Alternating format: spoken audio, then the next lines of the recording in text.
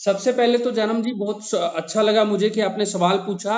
हमारे पहाड़ों में तो Jeet Singh versus state of HP की जजमेंट है कि रास्ता मौलिक अधिकार है।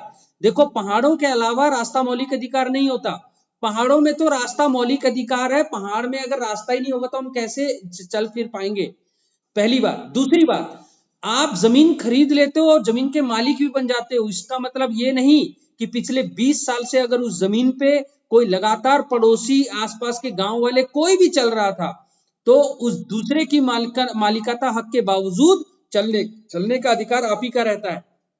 अगर वो आपके उस अधिकार को अवहेलना करके ताड़ा बाड़ा लगा देता है, तो सबसे पहले आप हमारे पास, मैंने आपको बताया, फ्री लीगल एड का प्रावधान है। अगर 80% को तो फ्री है। बच्चे अगर 18 साल से नीचे हैं, लेडीज का कोई उम्र की जरूरत नहीं है, जनरल कैटेगरी 3 लाख से कम, SC ST, मेंटली हेल्थ जो डिसेबल्ड है, या फिर जो हमारे ट्रांसजेंडर हैं, या फिर किसी को एड्स हो रखा है, कोई त्रासदी आई है, कोरोना विक्टिम है, भूकंप है, सबको फ्री है। आप हमारे पास आएंगे, हम आपको वकील दिलाएंगे। इसको बोलते हैं ईजमेंट। अब मैं आपको ईजमेंट क्या होता है, by way of prescription, by way of ये सब चीजें क्या है, डोमिनेंट या सर्विएंट हेरिटेज, ये नहीं बताऊंगा, ये मैं वकील साहब को समझाऊंगा। वकील साहब को पहले ही आता है और वो केस डालेंगे, हम उसको गाइड करेंगे कि इसमें easement by way of prescription का मतलब होता है 20 साल बाद दूसरे की जमीन पे आपका हक हो जाता है। मान लो कोई हवा पानी रोकता है, उस पर भी आपका हक हो जाता है। ये सारा लिमिटेशन एक्ट में और ईजमेंट एक्ट में लिखा हुआ है। भारत का कानून आपको इस चीज का अधिकार देता है। अब आप बोलेंगे सर ये तो 10 साल चलता रहेगा, तब तक तो वो कहाँ आएगा जाएगा? नहीं, 10 साल तो चलता रहेगा। सबसे पहले हम आपका एंटरिम रिलीफ देंगे। अगर आप ये प्रूफ कर देते हो जज साहब के आगे कि सर हालात ऐसे हैं कि मैं तो कहीं से जाने आने लायक नहीं रहा, कोई और रास्ता ही नहीं है, जज साहब बोलेंगे केस का फैसला बाद में होगा, पहले लोकल कमिश्नर अपॉइंट करके 39(7) है, 26(9) है, 18(18) में जज साहब खुद आपके पास आ सकते हैं। बहुत प्रक्रियाएं हैं।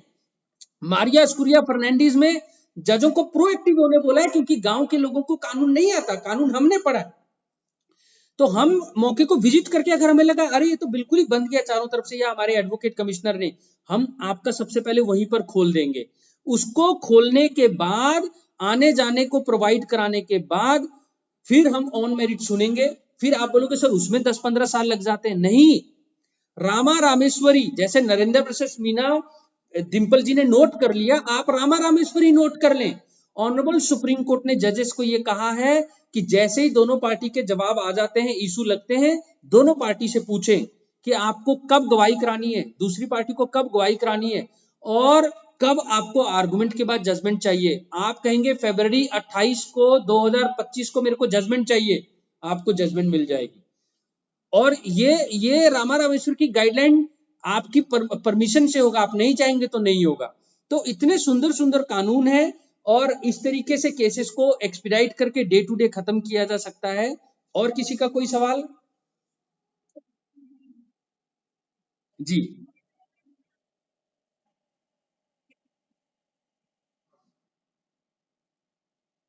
जी। देखो, सबसे पहले तो जब से नहीं, मैं बताता हूं। जो पंचायती राज एक्ट है उसमें एक शेड्यूल दिया हुआ है, और सेक्शन 36, 35, 31, अगर हम इनको पढ़े पंचायती राज एक्ट को, तो जो 504 है, 506 है, 323 है, जो क्रिमिनल मुकदमे हैं छोटे मोटे, उसकी लंबी, उसकी सारी लिस्ट, उस लिस्ट में अगर वो चालान आया है तो वो आप ही डिसाइड करोगे।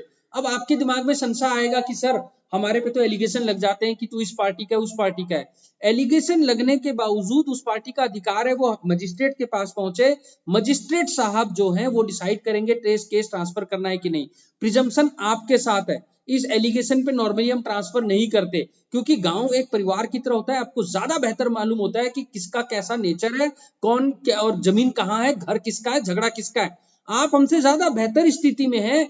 गांधी जी का सपना था, पंचायती राज एक्ट इस देश में 73rd अमेंडमेंट के थ्रू आया। आपको बकायदा जुडिशियल मजिस्ट्रेट के बराबर प्रोटेक्शन और पावर है। जुरिडिक्शन जितनी भी कम हो, आप हमारे बराबर खड़े हैं। ये हमारी ड्यूटी है। बतौर सेक्रेटरी मैं आपसे वादा करता हूं, हमारे जितने भी 259 पंचायत हैं, हम उनकी ट्रेनिंग टाइम टू टाइम करवाते हैं। आप डीएलएसए सिरमौर के चैनल को सब्सक्राइब करके देखें कि मेरे पंचायती राज एक्ट पे बकायदा वीडियो अवेलेबल है।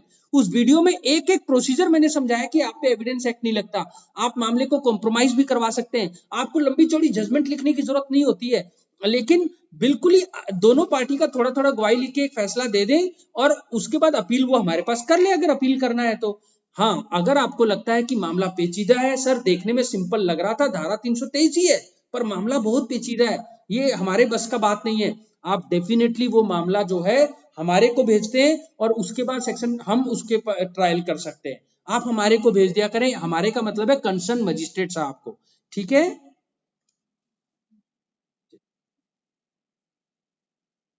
जी जी जी, पूछे।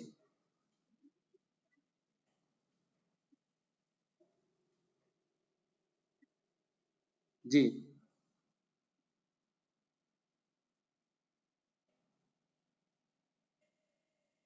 जी।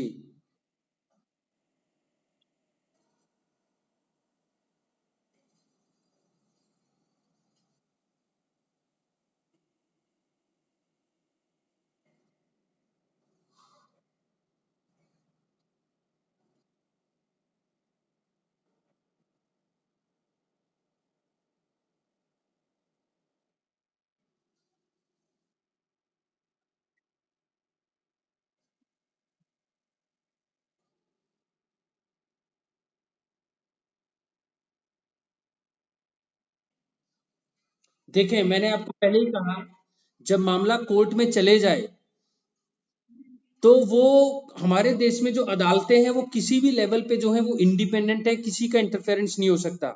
बतौर सेक्रेटरी,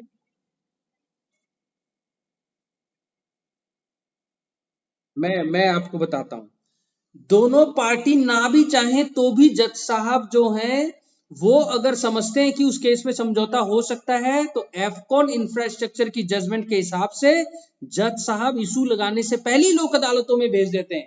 मामला अगर थोड़ा सा पेचीदा हो तो मीडिएटर को भेज देते हैं, और दोनों पार्टी के बीच में कोई आर्बिट्रेशन का समझौता है तो आर्बिट्रेटर को चले जाता है। और मान लो, ये तो है जज साहब बिना परमिशन के कर सकते हैं, आप जो मेरे को केस बता रहे हो, अगर इस केस में पार्टी आज भी चाहे, चाहे कोर्ट में गवाही चल पड़ी है, आर्गुमेंट चल पड़ा है, इस स्टेज में भी कोर्ट रिक्वेस्ट करती है, सर सर समझौता हो सकता है, घरों के मामले हैं सर, हम वसीयत के आउटसाइड ही समझौता कर लेंगे, हमारी शांति बनी रहे, आपका अधिकार है।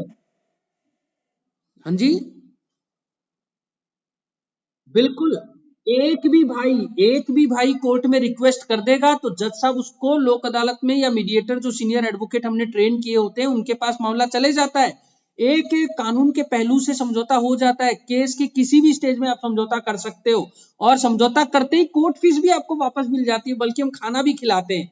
आप बिलीव नहीं करोगे, 70 अरब, मतलब आप ध्यान से सुनना इसको, 70 लाख रुपए लगाकर पिछले साल लोक अदालत किया गया सरकार के द्वारा, 39 अरब, जी हाँ 39 बिलियन, इस देश में जो पैसा अटका हुआ था लोगों का वापस मिला।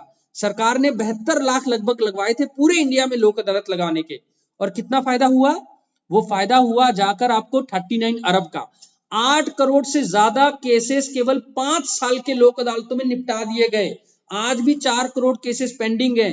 जामन जैसे लोग अगर हमारे को सहयोग दें और लोक अदालतों में केसेस को किसी भी स्टेज में पहुंचाएं, हम जजेस लॉ की सारी वसीयत क्या होता है, एविडेंस एक्ट, सक्सेशन एक्ट क्या बोलता है, टीपीए क्या बोलता है, सीपीसी क्या बोलता है, इस एंगल से किसी के साथ भी अन्याय नहीं होने देते, बल्कि ये ज्यादा अच्छा होता है, भाइयों का जल्दी से फैसला होता है और झगड़ा खत्म होता है। ठीक है, मैं आपको बता दूं, 11/12/2021 जितने भी प्रधान मुझे सुन रहे हैं, गांव वाले मुझे सुन रहे हैं, प्रियेश जी, शिल्पा जी, सुरेंद्र जी, विनोद जी, प्रियेश, दुर्गेश जी, जामन जी, प्लीज लोगों को ये बताएं, 11/12/2021 को पूरे भारत में फिर से राष्ट्रीय लोक अदालत होगा, खाना पीना भी आपको मिलेगा, और आपको आने जाने का खर्चा तो नहीं देते, लेकिन जो अगर केस का समझौता हो गया तो पैसा आपके वापस कर दिए जाते हैं, और यहाँ पर जजेस आपके साथ नीचे बैठते हैं, फैमिली की तरह आपको सुना जाता है, और आप कोई बात ऐसी हो जो जज साहब के आगे नहीं रखना चाहते तो चैम्बर में भी सुना जाता है, और ये आपका फैमिली का, ये फैमिली में माहौल की तरह होता है, जज साहब के माहौल की तरह नहीं होता। और किसी का प्रश्न?